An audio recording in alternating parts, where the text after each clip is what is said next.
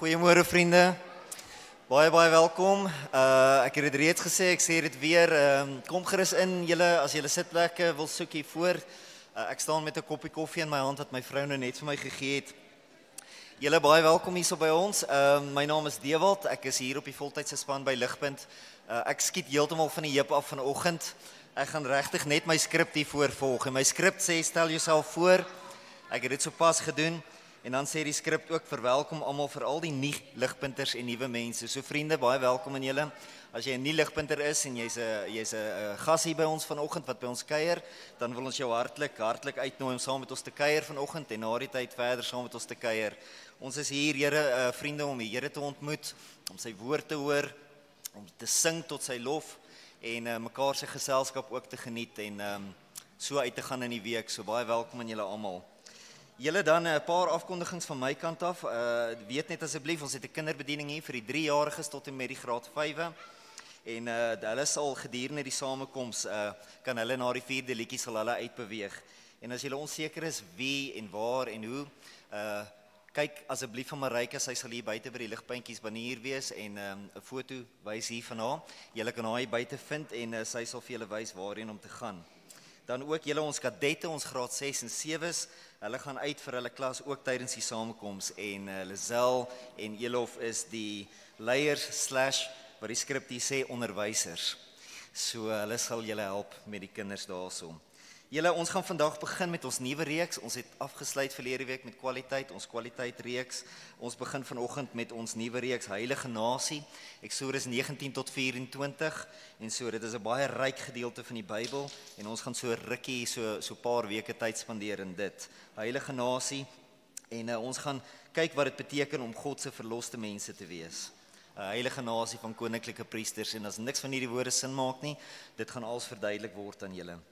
Vriende, ek gaan met my koppie koffie staan, ek gaan vir ons bid en vra dat die Here ons sal kom ontmoet vanoggend. Kom ons bid saam. Ja, Here, baie dankie vir koffie en vir al die mense wat hier is op 'n Sondagoggend om ons te verwelkom, om ons te kom dien sodat ons hier kan inkom, Here, en die gasvryheid van God ervaar. Here, hierdie gasvryheid wat ons hier ervaar vanoggend, Here, dit is, Here, 'n teenwoordigheid van U self, van die Gees wat in ons lewens werk. Here het ons saamgetrek om 'n mense te wees, waar ons verlore was sonder U. Here, alles wat ons hier is vanoggend, alles wat ons hier na toe bring vanoggend, al die hande wat dien, Here, dit is alles getuienisse van dit wat Jesus kom doen het, die offer wat hy kom bring het, die lewe wat hy kom gee deur sy bloed. Here, hy het ons 'n mense kom maak, sodat ons 'n mense kan wees, Here, wat in die lig van God lewe, en 'n ander se mense wat kan wees. Here, ons land het dit nodig, ons gemeenskap het dit nodig, ons eie lewens en ons gesinne het dit nodig. Here, help ons vanoggend, vestig ons as 'n kerk. Praat met ons deur die woord. Here, ontmoet met ons deur die Heilige Gees. Wees saam met Poen vanoggend soos wat hy die woord na ons toe bring. Maak ons harte ontvanklik. Here, baie van ons is hier vanoggend en ons voel ons is soort van het 'n greep op die lewe, maar baie van ons voel ons het geen greep op die lewe nie. Here, net waar ons is vanoggend wil U nie na ons toe kom nie en met ons kom werk nie, net waar ons is. En laat die woord nie, Here, op dowe ore val nie, maar laat dit in ons harte insink, Here, laat dit vir ons 'n visie gee van hoe lewe kan wees, saam met die God wat ons kom red het en versoen het om sy mense te wees. Here, ons bid vir alles wat hier gebeur, die musiek wat ons sing, die hande wat dien, die samesyn en die woord wat ons hoor.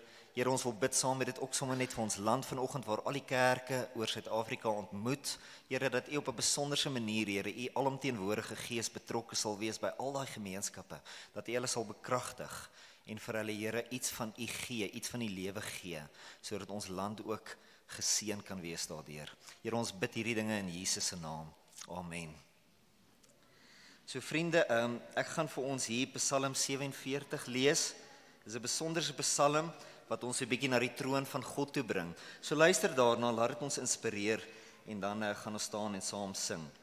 Dit sê, al julle volke, klap hande, juig tot eer van God met jubelkrete, want die Here, die Allerhoogste, is ontzagwekkend, 'n groot koning oor die hele aarde. Hy onderwerp volke aan ons, nasies onder ons voete. Hy kies vir ons erfgrond, die trots van Jakob wat hy liefhet. Onder gejuig bestyg God die troon. Die Here bestyg dit onder die geluid van 'n ramshoring. Besing God, besing hom, besing ons koning, besing hom. Want God is die koning van die hele aarde. Sing 'n lied wat onderrig. God regeer oor nasies. God sit op sy heilige troon. Die vooraanstaandes van volke kom bymekaar by die God van Abraham, want aan God behoort die skilde van die aarde. Hy is hoog verhewe. En so vriende, wat ons hier sien is dat die Here is koning, hy is almagtig, hy is heilig, en hierdie Psalm praat eintlik van dit wat ons ervaar reg oor die aarde, as ons vandag regtig in 'n vliegtuig gaan klim en kan gaan kyk na al die gemeenskappies reg oor die aarde wat vandag sy naam besing, en ek is redelik oortuig ons aarde is nie so sleg soos wat hy kan wees nie, omdat daar baie mense is wat vashou aan hierdie waarhede vanoggend. Maar ons weet ook dat almal weet dit tog nie. Almal erken dit dalk nog nie. Tog is dit die waarheid, bly dit die waarheid, en is ons hier vanoggend om die waarheid aan mekaar te verkondig. So vriende, hierdie musiek wat ons saam gaan sing nou, kom ons verkondig hierdie waarheid aan mekaar en bemoedig mekaar in die waarheid, dat ons God regeer oor ons lewens, oor ons land, oor ons aarde. Want 'n ou sal dit nie altyd sê as jy na die nuus kyk nie. So vriende, kom ons staan en ons sing saam.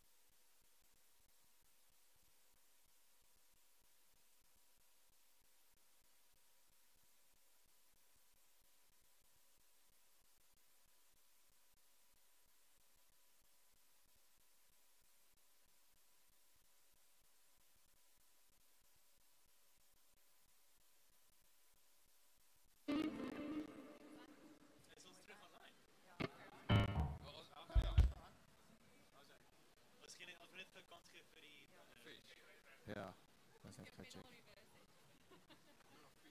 Fish, ons wacht net vir jou. Jy happy? Hoe gaat dat? Is dit jy nie is aan? Dit sit gedruk.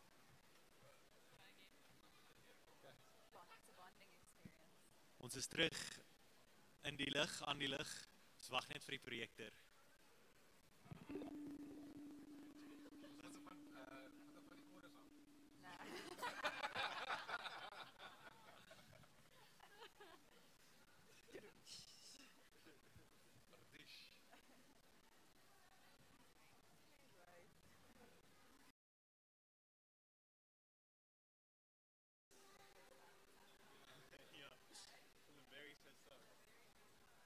Maar dis eintlik nogal ja.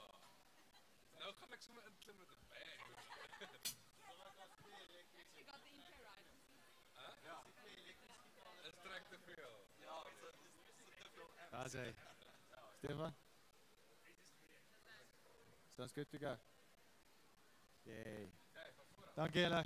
Staan maar weer saam met ons, kom ons af.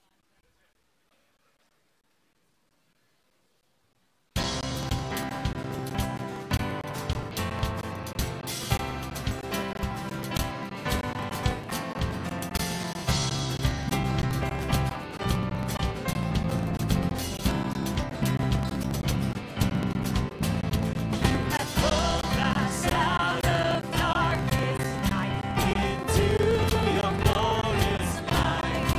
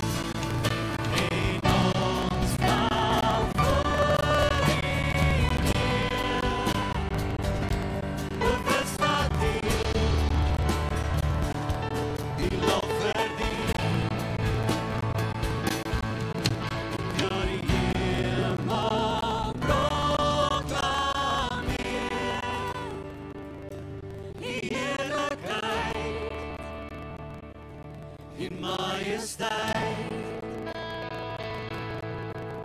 Neem ons val voor U neer, bewus dat U die lof verdien.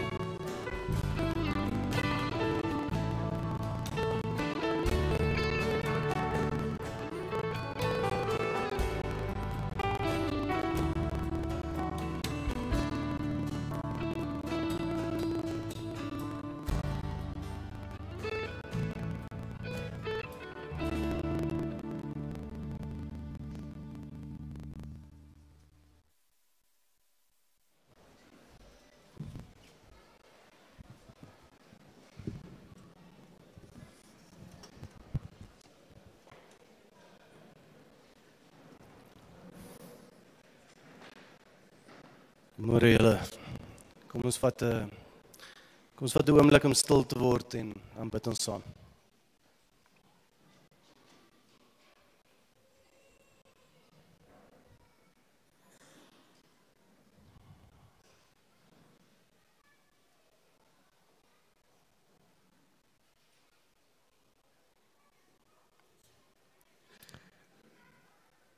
Ons almagtige Vader, ons Skepper, ons Heer, sien ons as ons vanoggend hier voor U kom staan, Here. Hoor ons, Here, as ons saam met daai groot skare voor die troon, daai ontelbare groot skare van elke volk en nasie en taal kom staan en ons stemme ook voeg en sê, heilig, heilig, heilig is U, Here God Almagtig. Here, aan U kom toe al die eer en al die lof en al die mag, want U het alles gemaak. U onderhou alles, Here, en alles behoort aan U. Vader, ons bely, uit ons eie het ons geen reg om hier voor U te kom nie. Hierdie selfde tong wat ons nou net gebruik het om U mee te loof, Here, het ons ook gebruik om ander sleg te sê en seer te maak. Die oë wat U ons gegee het, Here, om ander se nood te sien en te help, daai oë het ons gebruik om neer te kyk op ander, onsself beter te ag. Goeie dade het ons nie, Vader. En die bietjie wat ons dink is goed, sok maar net vuil lappe.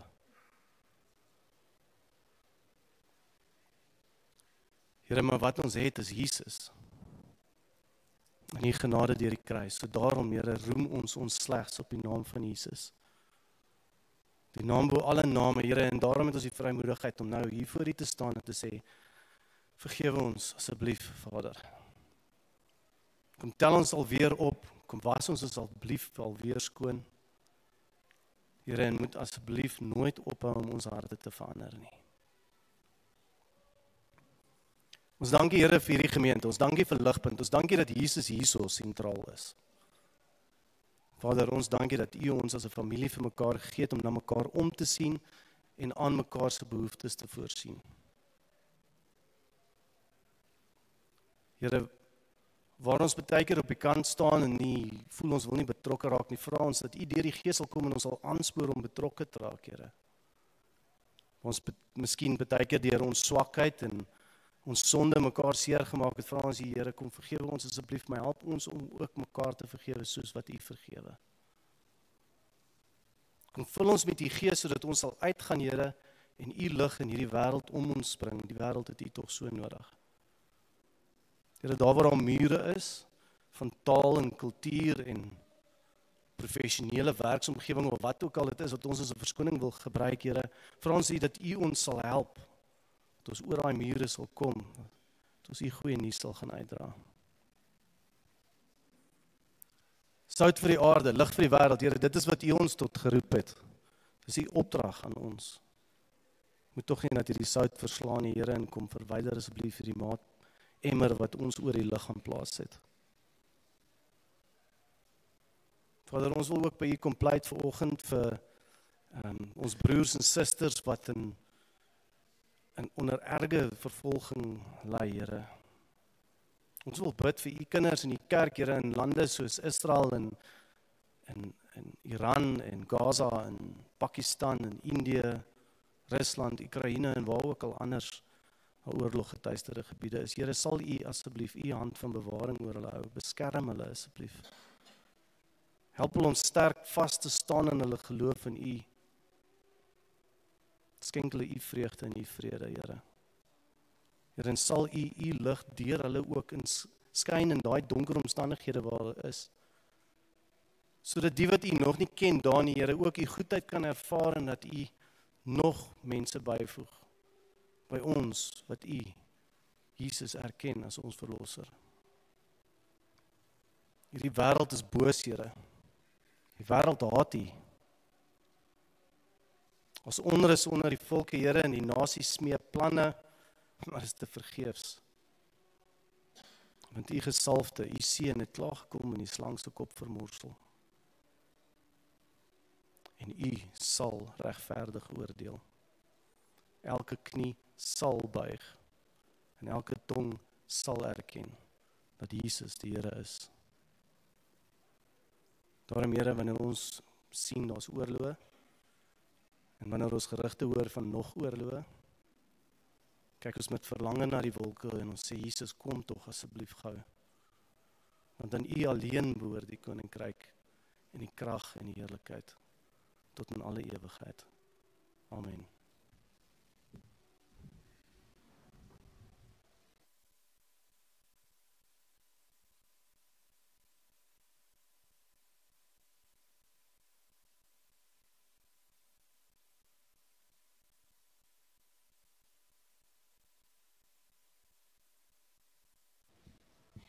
Hoor julle my? Môre julle. Okay, ons lees vanoggend uit Eksodus 19. Ons lees uit die 1953 vertaling. Die blaadjie sê wel die Afrikaanse direkte vertaling, maar dis net 'n klein foutjie. Die skrifgedeelte is reg.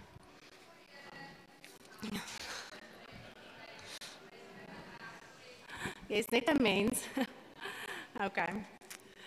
In die 3de maand, na die uittog van die kinders van Israel uit Egipte land, op dieselfde dag het hulle in die woestyn Sinaï gekom. Hulle het van Rafidim af opgebreek en in die woestyn Sinaï gekom en in die woestyn Laar opgeslaan. En Israel het daar teenoor die berg Laar opgeslaan. Maar Moses het opgeklim na God toe en die Here het hom van die berg af toe geroep en gesê: So moet jy aan die huis van Jakob sê en aan die kinders van Israel verkondig. Julle het self gesien wat ek aan die Egiptenaars gedoen het en dat ek julle op arensvlerke gedra en julle na my toe gebring het. As julle dan nou terdee na my stem luister en my verbond hou, sal julle my eiendom uit al die volke wees, want die hele aarde is myne. En julle sal vir my 'n koninkryk van priesters en 'n heilige nasie wees. Dit is die woorde wat jy aan die kinders van Israel moet meedeel. En Moses het gekom en die oudstes van die volk laat roep en hulle al hierdie woorde voorgehou wat die Here hom beveel het. Toe antwoord die hele volk eenparig en sê: Alles wat die Here gespreek het, sal ons doen.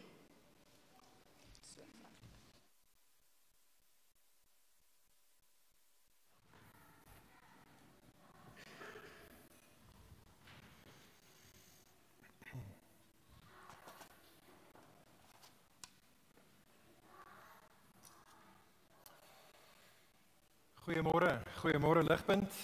Goed om almal te sien. Die geseëndes daar wat in die sonlig kan sit. Is lekker, well done. Die eerste is die laaste wees. Julle is baie lekker om julle almal te sien hierso. Ek wil vir jou welkom sê as jy vandag die eerste keer hier by ons is by Ligpunt, by ons kom kuier vandag, wil ek net saam met Dewald vir jou baie welkom sê. Dit is 'n goeie week om by te wees. Soos wat ons vandag begin, soos Dewald ook genoem het, met 'n nuwe reeks. Ons gaan saam en dit gaan 'n rukkie aanhou. Ek dink ons is 10 of 11 weke in Eksodus 19 tot Eksodus 24. So ons gaan daai teksgedeelte in 'n oomblik van nou af kyk, soos wat ons saam dink oor wat dit beteken vir ons as God se nuwe verbondsmense om 'n heilige nasie te wees in hierdie wêreld, gestuur deur God om te lewe vir hom. En so ons gaan daarna kyk in 'n oomblik van nou af, net voordat ek vir ons bid en voordat ons gaan stil raak om te hoor hoe God met ons wil praat ook vandag. Wil ek net gou vinnig 'n dankie sê. Ek wil 'n dankie sê aan julle, aan ons as Ligpunt, ons as 'n geestelike familie. Die laaste 2 Saterdae was heuningsoet geweest in die lewe van ons kerk en ten minste in my hart, maar ek weet ook 'n klomp ander mense se harte loop oor van dankbaarheid en opgewondenheid. Ons het, vir die van julle wat sal onthou, nie 2 Saterdae terug het ons DIY dag hier gehad. En daar was 'n magte om ligpunters hier en ons het tuin gemaak en gekrap en geskuur en geverf en dit was so 'n seëning geweest. En so ons wil net vir julle dankie sê.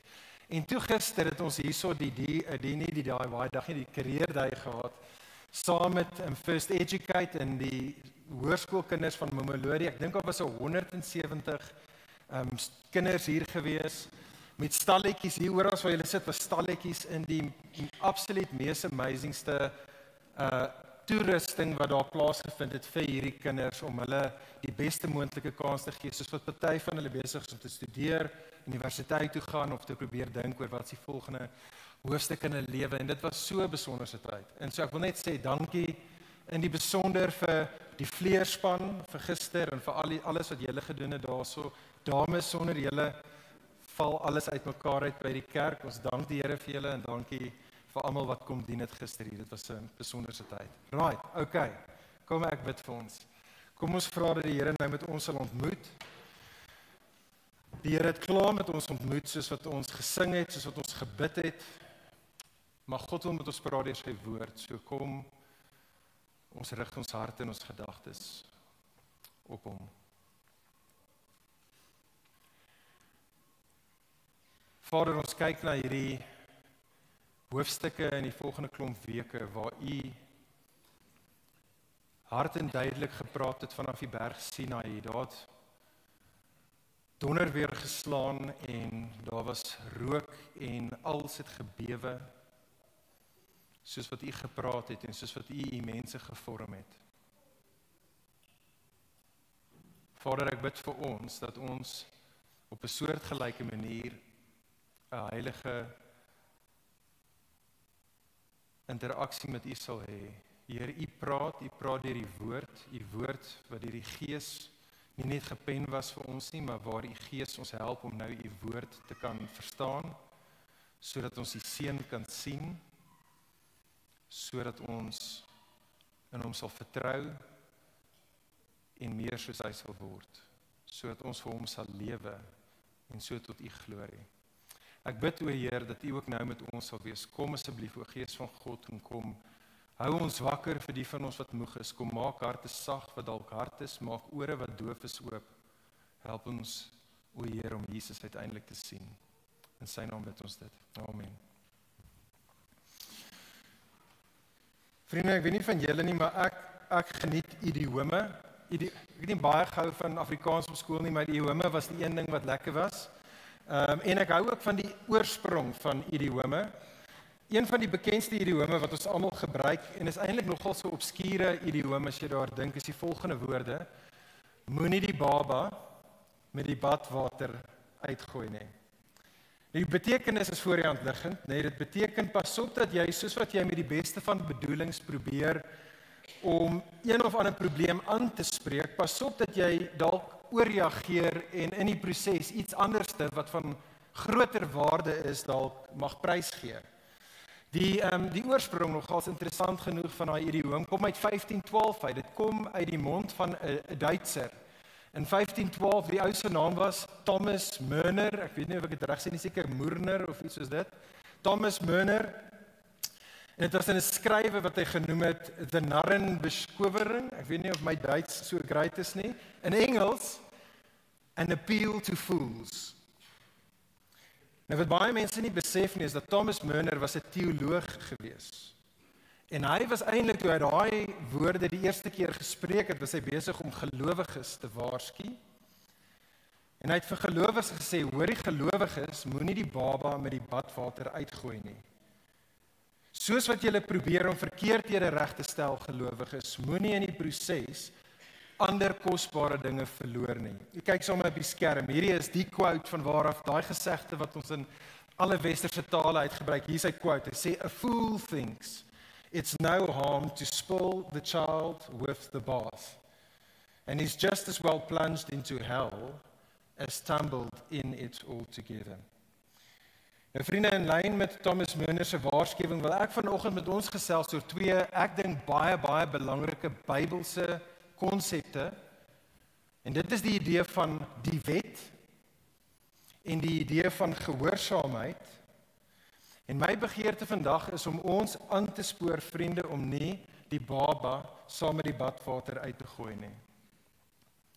Hier is die ding, ek dink vir baie van ons, wat veral in 'n Afrikaanse kultuur, Christendom konteks groot geword het, baie van ons het die slegte kant, die gevaarlike kant, die dodelike kant gesien van mense wat na die wet toe kom, en dan na God se wet toe kom om te probeer om hulle geregtigheid by God daardeur te kry. Baie van ons in half tradisionele kerksirkels, baie keer 'n dooie kerksirkels, as ek moet eerlik wees, weet van hierdie eintlike werksgodsdienst idee waar die wet is daar sodat jy so goed as moontlik kan wees, so soet as moontlik kan wees, sodat jy God se guns kan bekom, sodat jy God se guns kan behou, en dit is verkeerd, dis duiwels, dit is demonies.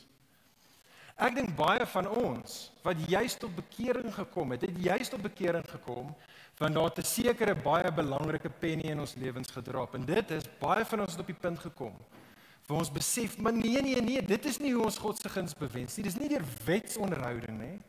Die manier wat ons God se guns bekom en behou, is deur Jesus en Jesus alleen. Dit is deur geloof in Jesus, die een wat die wet namens ons onderhou het.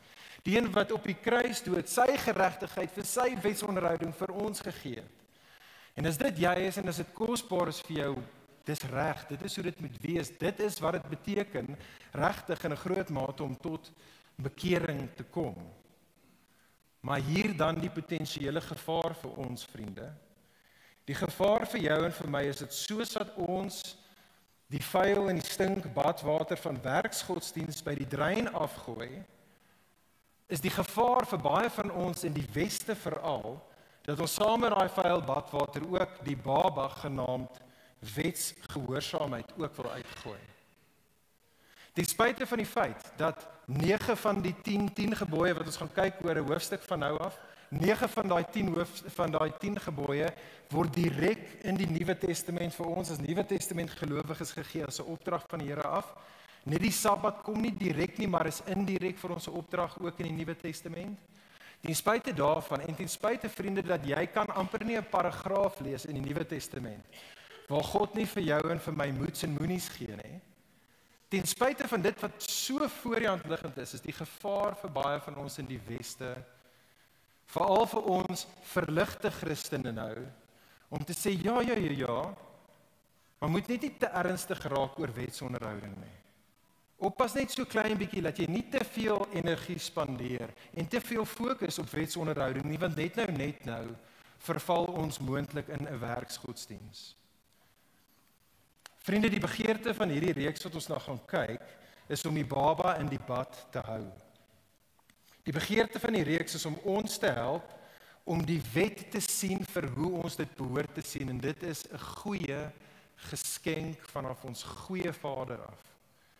Die begeerte van hierdie reeks is om ons te help om die wet te sien en om gehoorsaamheid te sien as bloot die praktiese, tasbare uitleef van ons geloof tot die verheerliking van ons God, tot ons eie voordeel, tot ons eie vreugde en ook tot die verlossing van die wêreld. Dit is die begeerte van, vriende, hierdie reeks waar ons gaan kyk na Eksodus 19 tot 24 en hoor asseblief tog mooi, dit is wat ons gaan sien in vandag se gedeelte in Eksodus 19 vers 1 tot 8, wat soos die inleiding is tot hierdie hele blok van lering in Eksodus.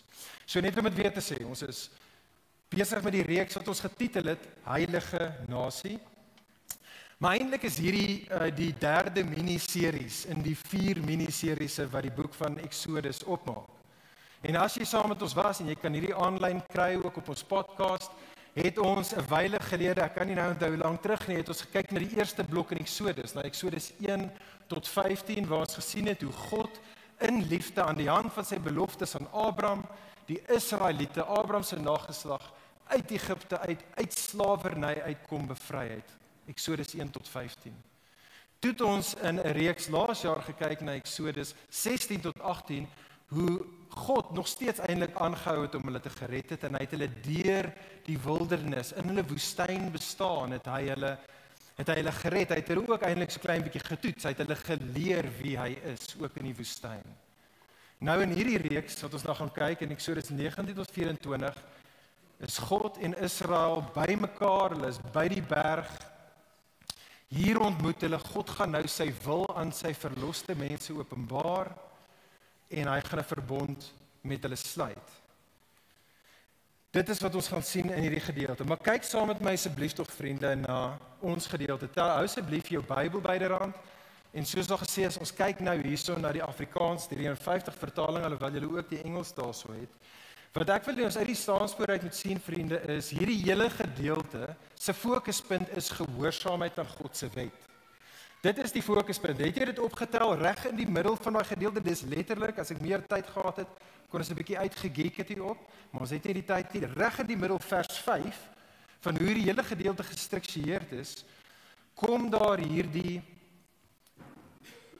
opdrag van die Here waar hy vir sy mense sê, vir die Israeliete sê in vers 5 dat hulle het nodig om getrou te luister na sy stem. Hulle het nodig om sy verbond na te kom, en dan hierdie is dan hoe die gedeelte eindig. Kyk na ons laaste sinnetjie in ons gedeelte. Op die einde van ons gedeelte, ten minste op hierdie stadium is dit 'n happy ending, want wat ons hierso sien in vers 8, die volk soos een man gaan uitroep, en die volk gaan sê, alles wat die Here gesê het, sal ons doen. Ons sal gehoorsaam wees, o Heer, aan u verbondsvereistes. En so dit is wat ek wil hê ons oor nou met saam gesels en wat ons oor met saam dink vandag, vriende. Hoe behoort ek en jy te dink oor Bybelse, korrekte Bybelse gehoorsaamheid? Soos ek gesê het, vers 5 is die kern, en eintlik dit wat net weerskante van vers 5 sit, gaan vir ons eintlik die goddelike motivering gee vir hoekom ons mense wil wees, wat vers 5 doen, wat gehoorsaam aan die Here is. 2 dinge wat ek wil hê ons moet sien in die gedeelte. Eerstens, ek wil hê ons moet sien, gehoorsaamheid is die gelowige se voorreg. En tweedens gaan ons vanoggend saam sien, gehoorsaamheid is die gelowige se verantwoordelikheid. Okay, so kom ons kyk eerstens saam. Gehoorsaamheid, vriende, is 'n voorreg. Is dit hoe jy daaroor dink? Kom ons sien wat die teks vir ons sê. Kyk saam met my daar na vers 1 en 2. Ons werk so 'n bietjie saam deur die teks hier. So vers 1 en 2 beskryf hoe die Israeliete nou deur die wildernis nou aangekom het by die berg Sinai, en alles word daar beskryf in 'n Hebreëse maankalender, wat vir ons in ons kalender en hoe ons tyd werk, beteken dat hulle so ongeveer 50 dae, dat hulle vanaf Egipte af vir 50 dae deur die woestyn en die wildernis, bietjie minder as 50 dae het hulle gereis tot hulle nou hier by die berg gaan kom. Hulle gaan nou vir die volgende 11 maande, gaan Israel hier by die berg wees. Maar die eintlike belangrike ding, vriende, wat ons in hierdie openingsgedeelte moet besef, is nie so seer die tydlyn nie, maar is meer die teologie, wat God hier openbaar aan sy mense. Hulle moet reg dink oor hulle eie verlossing en die doel daarvan, en dit is wat ons dan hier so sien. Eerste ding wat ons moet sien na vers 4, God herinner hulle wie dit is wat hulle gebring het tot in hier by die berg. Wie is dit wat hulle gered het? Kyk saam met vers 4, die Here sê vir die volk, julle het self gesien wat ek aan die Egiptenaars gedoen het, dis Exodus 1 tot 15, en dat ek julle op arensvlerke gedra, dit is Exodus 16 tot 18, en dat ek julle nou hier na my toe gebring het, dis nou Exodus 19, dis nou waar ons is.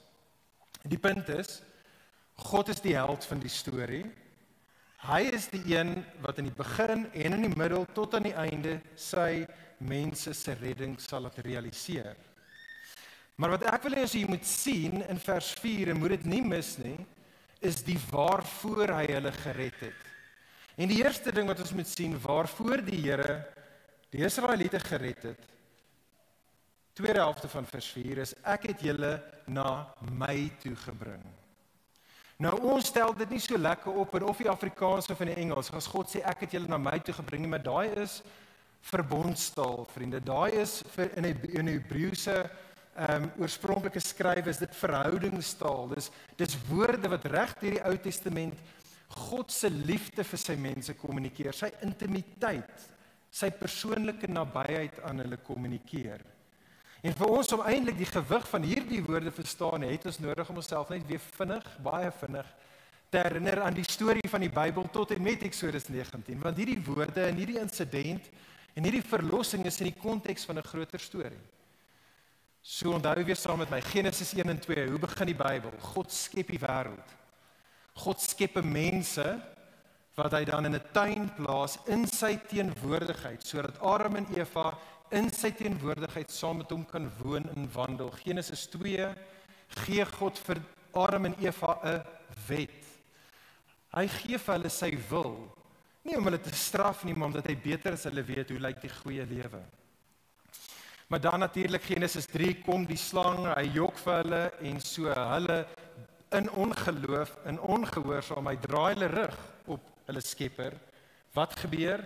Hulle word buite die tuin geplaas, regtig in die wildernis, in daardie plek waar hulle nie meer in God se teenwoordigheid gemeenskap met hom geniet nie, daar waar alles gefloreer het, daar waar die goeie lewe gevind was, want hulle het dit verloor. Maar die Genesis 12, duisende jare later, kom God en hy reik uit na 'n man met die naam van Abraham. God sê vir Abraham, Abraham, deur jou en jou nageslag, ek gaan julle seën. Ek gaan weer in verhouding met die mense wees wie ek gaan seën en gemeenskap mee gaan geniet. Genesis 15 kom God en God sê vir Abraham, Abraham, jou nageslag gaan vir 400 jaar, gaan hulle slawe wees in 'n ver land. En dan gaan ek kom om julle te kom red. En vriende, dis die boek van Eksodus. Dit is wat ons gesien het in die eerste 2 blokke van die reeks in Eksodus. So wat ons gesien het en wat dan gebeur is, God red hulle. En hier's die ding wat ek net vinnig wil uitwys vir die wat nie hier was tevore toe ons in Eksodus was nie. Die belangrike ding, vriende, wat ons moet verstaan is dat alles in Eksodus 1 tot 15, ten minste soos wat God hulle uit Egipte uitgered het, was besig om eintlik 'n mense weer terug in Genesis 1 en 2 in te kry. Die 10 plaae lees soos die inverse van die skepingsverhaal. Die 10 plaae het gelees soos 'n ontskepping, as daar so 'n woord is, 'n decreation.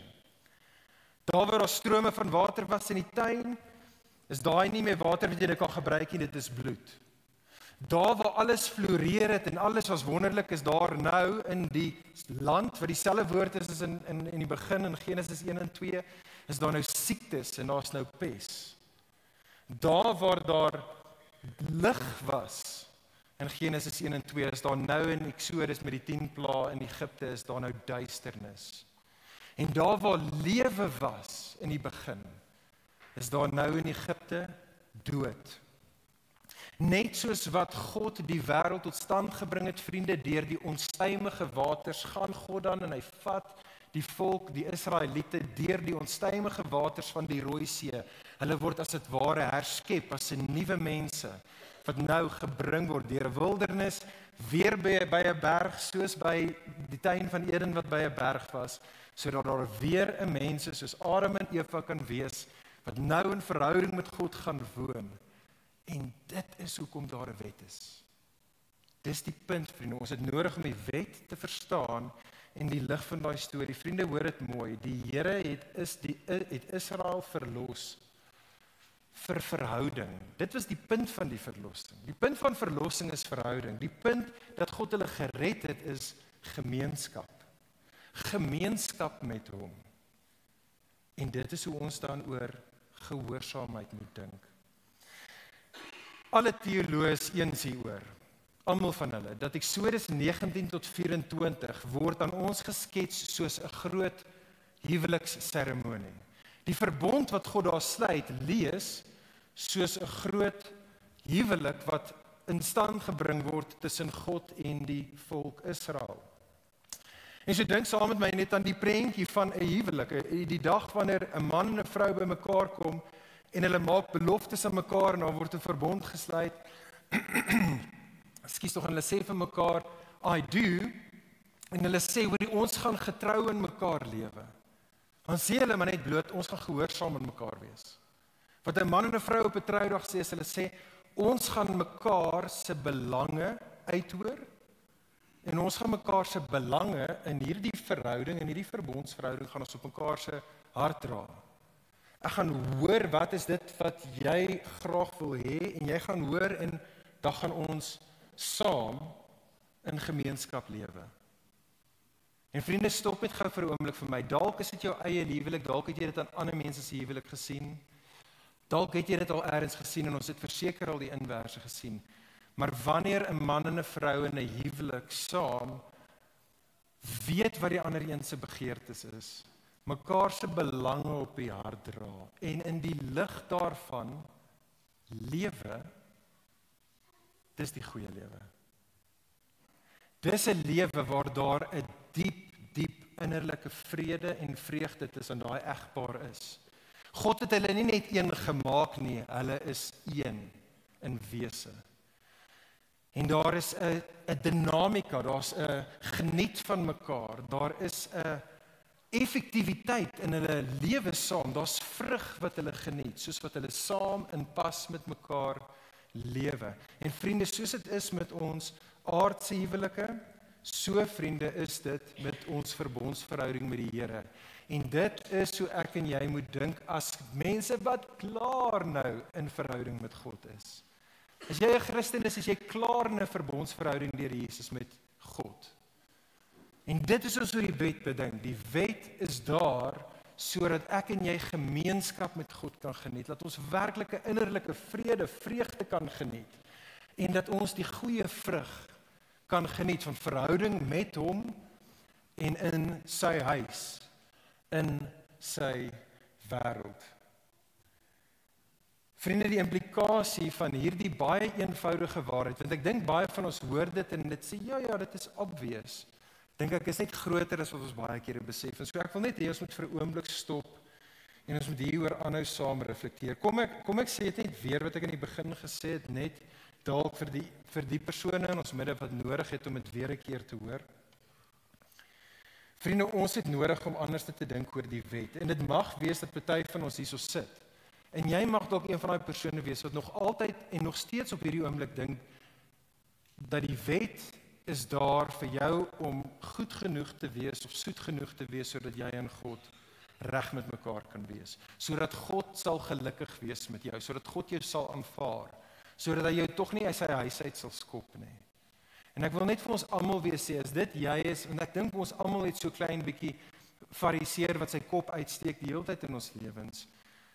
Asseblief tog, dit is nie die manier wat die rol van die wet is in die lewe van God se mense nie.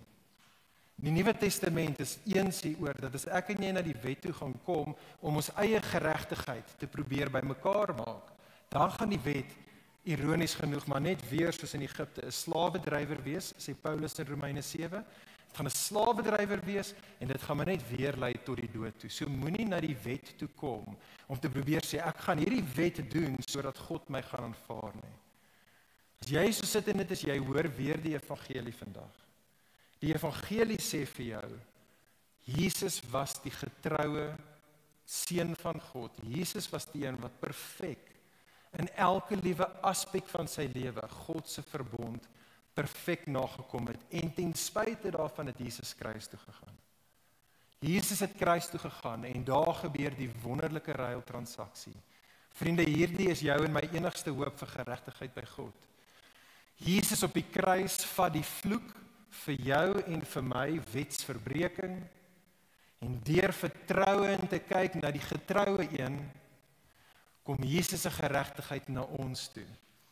Ons staan geregtig in God se aangesig weens Jesus se perfekte wetsonderhouding. Vriendin, almal van ons, kom ons onthou dit en kom ons glo dit, kom ons roem daarin, kom ons rus daarin. Maar Ons het nodig om ook hierdie waarheid net dan te sien wat die gedeelte vir ons wil sê. 'n Bybelse verstaan, vriende, van die wet sê vir jou en vir my, die wet is 'n geskenk. Die wet is 'n goeie geskenk sodat ek en jy kan weet wat is die belange van ons Skepper en Verlosser God se hart. Wat is die dinge wat ons Hemelse Vader se hart bly maak? Dis 'n geskenk om dit te weet.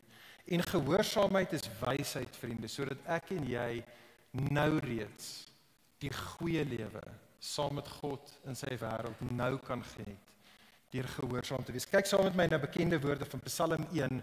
Psalm 1 is die opskrif van die res van die Psalm, so dit is 'n goeie Psalm om hierdie beginsel in raak te sien. Bekende woorde. Psalm 1 vers 1 tot 3. Gelukkig is die mens. Gelukkig is die mens wat vreugde vind in die wet van die Here. En sy wet dag en nag mymerend prewel. So iemand sal wees soos 'n boom geplant langs watervore, wat sy vrugte op sy tyd gee en waarvan die blare nie verdor nie. Alles wat hy aanpak, gedei. Alles wat hy aanpak, ten minste volgens God se definisie, floreer. En so o Christen, kan ek jou vra, glo jy dit? Glo jy, is dit hoe jy na die wet toe kom? Is die wet vir jou 'n pyn? Die wet is 'n ding daar om eintlik jou vreugde te steel. Die wet is daar 'n ding wat jy eintlik vir 'n bietjie moet bang wees. Nee, Christen, kom na die wet toe. Dis 'n goeie geskenk vanaf ons goeie God af, sodat jy gelukkig sal wees, sê Psalm 1 tot 3. Die wet is daar en ek en jy wil ons wortels in daai waterstrome intrek. Dit is hoe hy sê die wet is, sodat ons sal sterk word en gesond sal wees en sodat ons lewens sal vrug dra. Dis die goeie lewe. God se wet is goeie nuus vir God se verloste mense. Maar ek dink die uitdaging is dat selfs alhoewel ons in teorie mag saamstem met wat ek nou gesê het, in praktyk, ek weet hierdie is swaar vir my, funksioneel, is daar so baie kere in my lewe wat ek eintlik lewe asof ek dit nie regtig glo nie. Ek dink nie regtig die wet en wat God vir my sê, hy van my verlang, is eintlik goed vir my nie. En so wat met ons almal gebeur is, elke liewe dag, in die groot dinge en die klein dinge, kom ek en jy vriende by tee-aansluitings. Elke oomblik van elke dag is ek en jy by tee-aansluitings. En by daai tee-aansluiting is daar 'n conflict of wills. Daar's God se wil wat vir jou en vir my sê gaan in hierdie rigting, maar Poen se wil, die eie ek wat altyd baie beter weet, wil in 'n ander rigting gaan. Ek dink ek weet beter hoe ek net soos Adam en Eva die goeie lewe gaan vir myself kan bekom. Net soos Adam en Eva sê God vir my en vir jou, hierdie is hoe die goeie lewe lyk, en ja, dit kom met moeds en moenies. En net soos met Adam en Eva, vriende, is die vader van leuns, die slang, is elke dag daar in jou en my lewe, om vir jou en vir my te sê, het God regtig gesê? Come on, ek dink God is 'n klein bietjie van 'n spoilsport. Doen hierdie, vat hierdie ander paadjie. Ek weet God sê jy moet links gaan, maar gaan jy regs? Dis nie so bad nie, niks gaan gebeur nie, jy sal gelukkig wees. Dis presies wat die Satan vir Adam en Eva gesê het. Vriendin, dit is jou en my daaglikse, en nie net een keer per dag nie, die hele tyd deur, hierdie is jou en my uitdaging. Glo ons dat ons God se geopenbaarde wil is goeie nuus vir ons, of dink ons weet beter?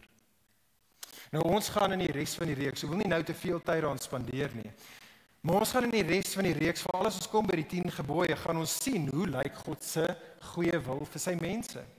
En dit gaan wees dinge, byvoorbeeld die eerste gebod wat vir jou en vir my sê, moenie ander gode dien nie. O ligpunter, jy wat reeds gered is, moenie geld of jou werk of jou kinders of jou volk of wat ook al dit mag wees, so gehoorsaam omdat jy dink dit gaan vir jou die goeie lewe gee nie. Vir baie van ons is dit byvoorbeeld die 4de gebod wat ons 'n paar weke oor terug gepreek het.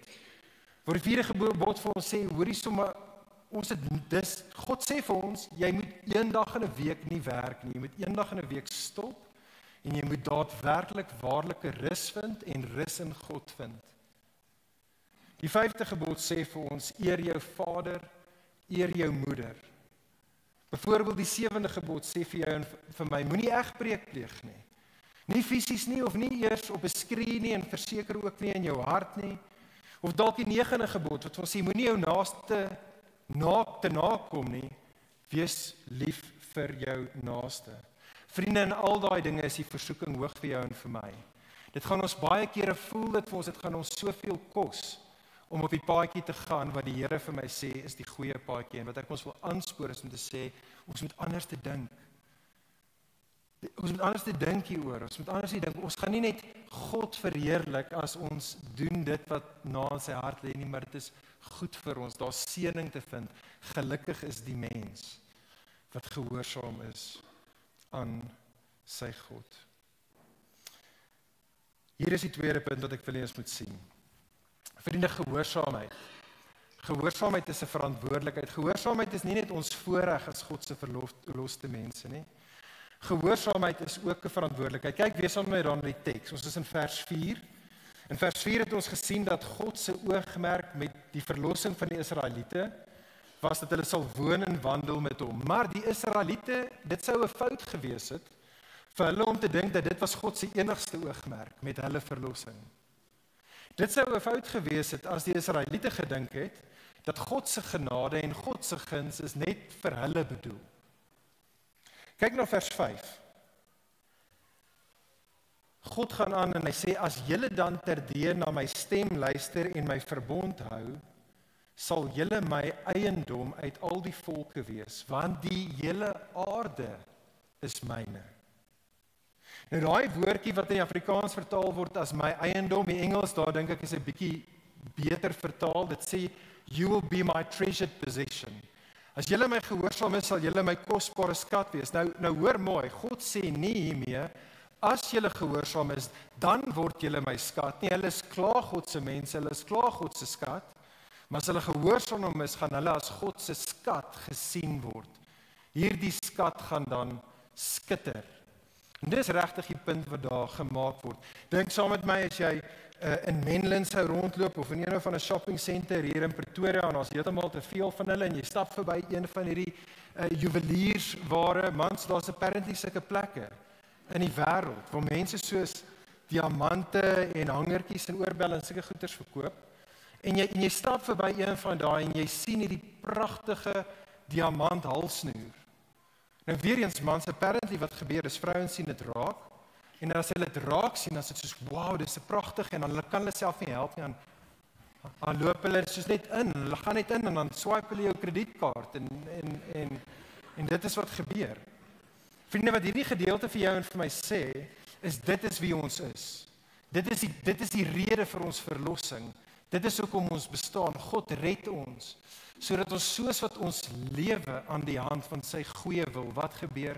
Sodat ons kan skitter, sodat ons kan skyn, sodat die wêreld om ons iets kan sien van die wysheid en die pragt en die glorie van ons God, sodat dit hulle sal aantrek, dat dit hulle sal uitnooi om ook in verhouding met hulle Skepper God te kom intree. Weereens hier vriende, is dit absoluut belangrik dat ons kan nie Eksodus 19 lees as jy nie die res van die storie tot en met hede onthou het en gelees het nie. So terug by Genesis 1 en 2, kyk saam op die skerm vriende, onthou dat Adam en Eva was oorspronklik 'n opdrag gegee. Dit is die heel eerste opdrag voor die julle mag nie eet van die boom van die kennis van goed en kwaad nie, was daar eers hierdie opdrag. Genesis 1 vers 26 tot 28. God sê, laat ons mense maak na ons beeld. Laat ons mense maak na ons ewebeeld, ons gelykenis, en laat hulle dan heers. God sê dan vir die mens, wees vrugbaar en vermeerder en vul die aarde, onderwerp die aarde aan my heerskappy en gaan heers. Met ander woorde, vriende, die mens is oorspronklik geskep om 'n koning te wees. Is dit hoe jy dink oor jouself? Ons is geskep om konings te wees, mense wat met opofferende liefde hierdie skepping sal lei en dien en sal seën.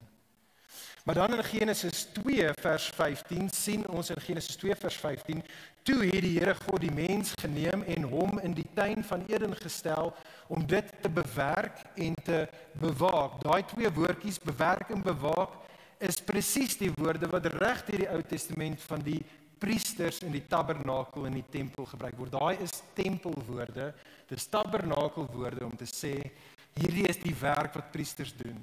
Die punt is, die mens is geskep om priesters te wees. Wat doen priesters?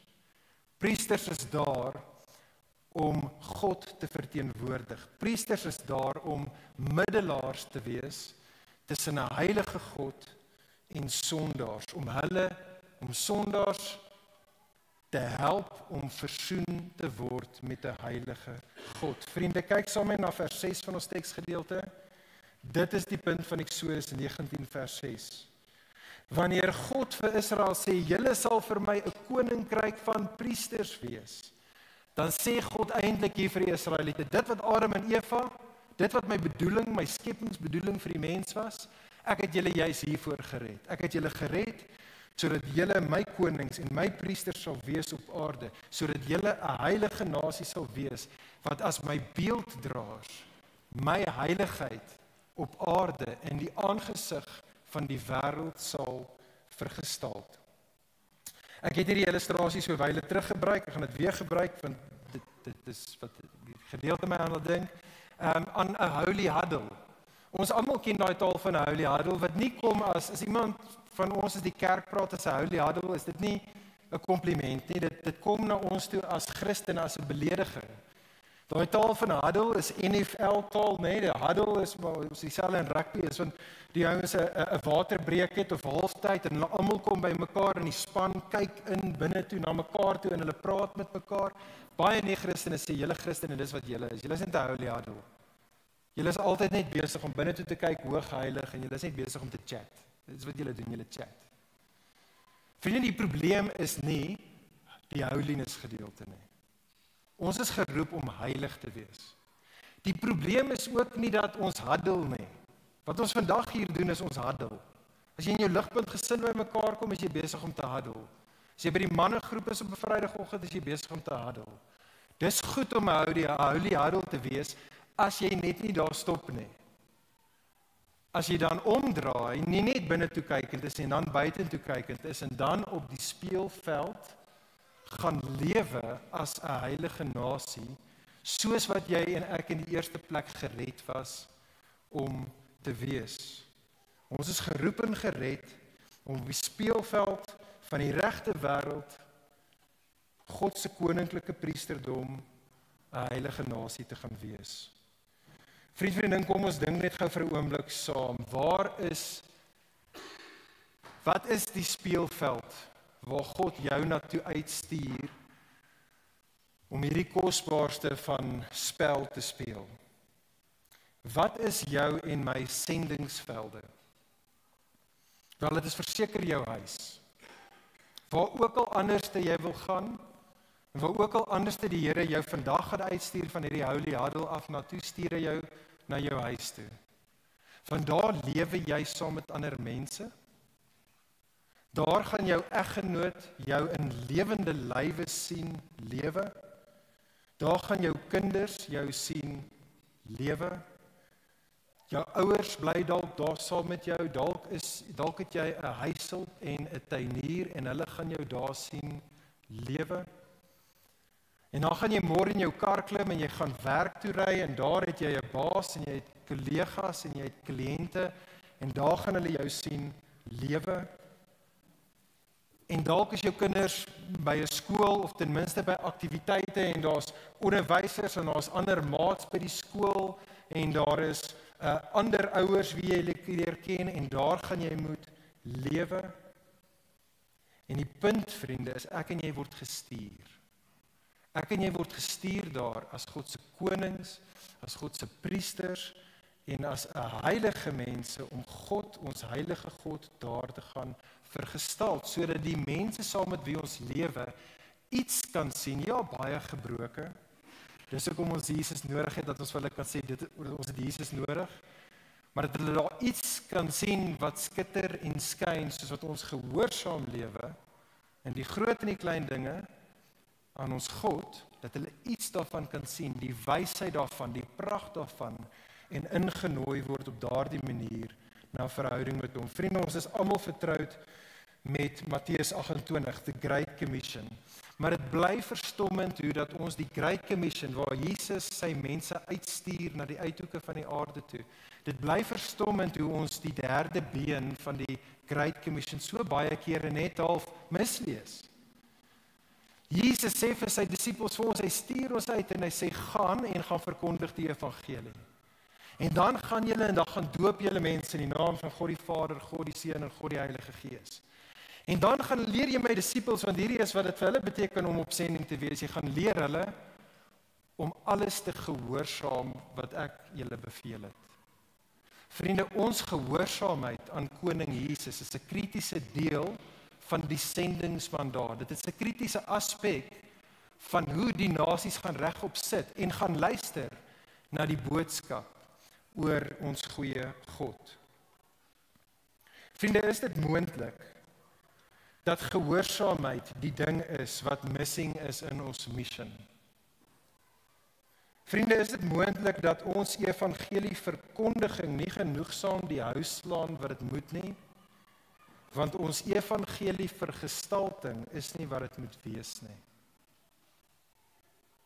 Vriende, ons weet hoe die res van die storie vir Israel uitgedraai het. Hierdie Israel wat hier by die berg hierdie kosbare sendingsmandaat gegee word om heilig te wees, wat gebeur? Hulle versuim in hulle taak, maar net soos Adam en Eva in Jesaja 42 sê God vir die volk Israel, God sê vir hulle, ek het julle opgerig as 'n lig vir die nasies. En julle was nie 'n lig vir die nasies nie. En dit is die rede hoekom ek julle, net soos Adam en Eva, in ballingskap buite my teenwoordigheid gaan plaas. God sê vir Israel in Jesaja 42 vers 24, hierdie is die rede hoekom julle nie 'n lig vir die nasies was nie, want julle het nie in my weë gewandel nie, julle het nie my wet gehoorsaam nie.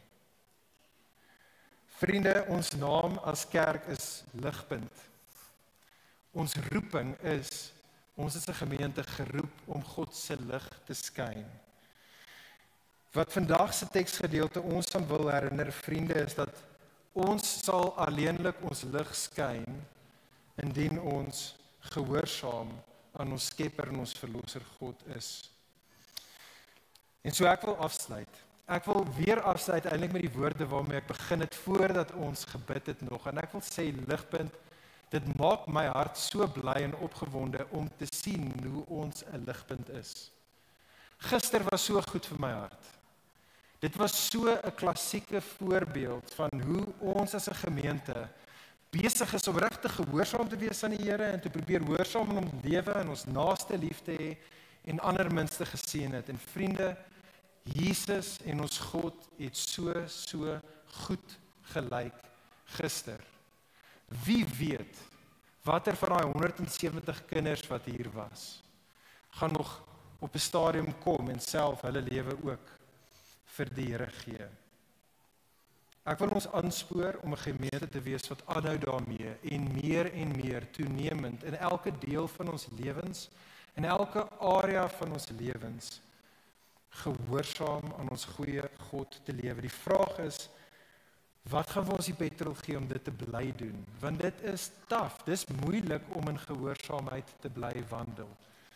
En ek wil hiermee afsluit. Hier is die petrol, vriende, die petrol sodat ons kan gehoorsaam bly tot die voordeel van die nasies. Kyk saam met my op die skerm na 1 Petrus 2 vers 9 tot 10, bekende woorde. Vriende, bekende woorde wat letterlik 'n copy en 'n paste is uit ons teksgedeelte Eksodus 19 vers 4 tot 6.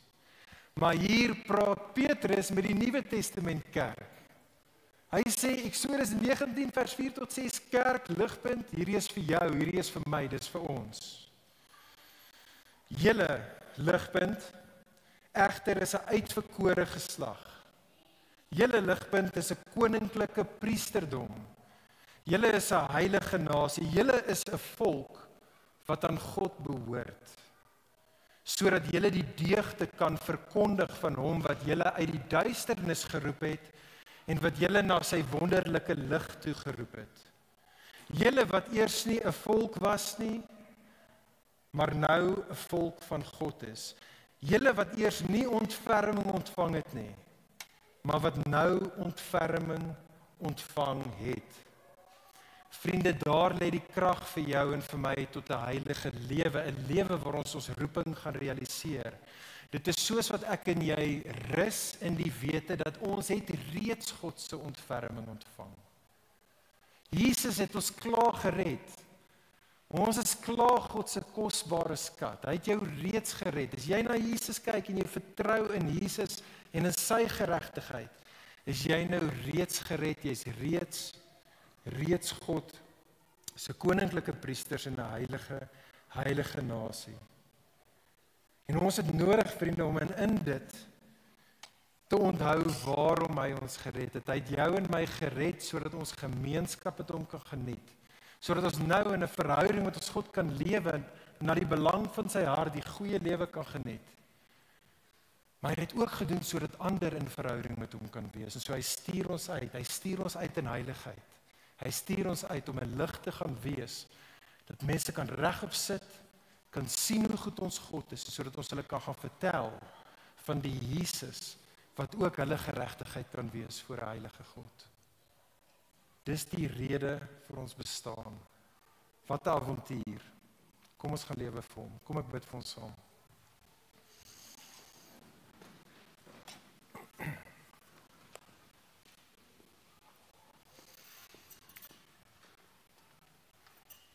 O Hemelse Vader, ons loof en ons prys U dat ons lewens maak saak, ons lewens tel.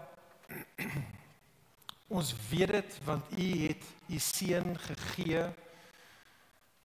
as die versoeningsoffer sodat ons in U teenwoordigheid in verhouding met U gebring kan word. Ons is kosbaar vir U. Ons lewens maak saak en ons lewens tel.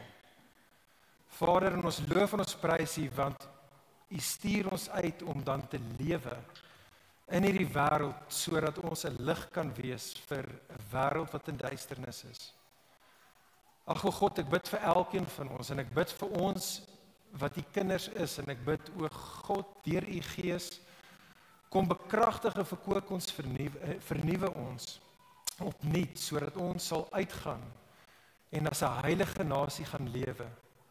Ag Heer, geef ons tog meer stories, dat ons sal kan sien en kan hoor van getuienisse, van hoe ander mense gekom het, en ook in verhouding met U nou staan, Here, deur ons klein maniertjies, wat ons net probeer lewe as die mense en ander mense vertel van Jesus. Ag Here, maar ons dank U dat ons lewens is opgevang in hierdie wonderlike, groot, kosbare avontuur, hierdie wonderlike storie wat U skryf. So stuur ons uit, o Heer, in heiligheid. Ons bid dit in Jesus se goeie naam. Amen. Julle staan saam en sluit ons af met die laaste liedjie wat vasmaak wat ons net gehoor het van vandag.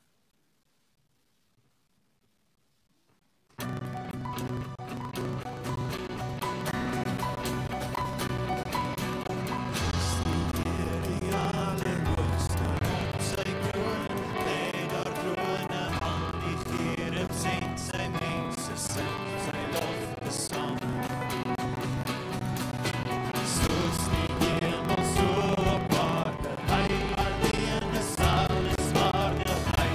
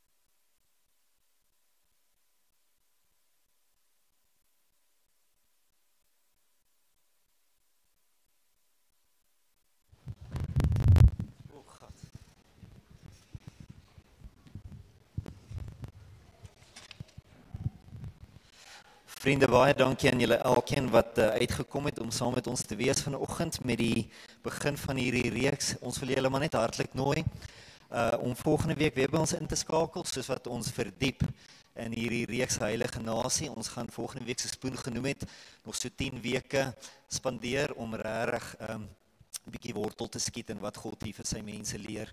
So ons nooi julle hartlik om by ons aan te sluit volgende week. Dit genoem, vriende, voor ons hier buite verder 'n bietjie gaan kuier en koffie saam drink, net so 'n paar laaste afkondigings van my kant af. Kontakpunt, maar net om te sê, as jy onseker is oor enigiets wat jy gehoor het vanoggend, of enigiets meer wil weet van Ligpunt, gesels gerus hier met Oubie en Natasha wat hier buite gaan wees by Kontakpunt. Dan julle nuus en gebeure, soos wat ons sê elke week, dit is hierso die belangrike datums, die aankondigings, RSVP skakels, al hierdie soort van dinge is agter op die blaadjies. Julle kan dit gerus saam met julle huis toe neem.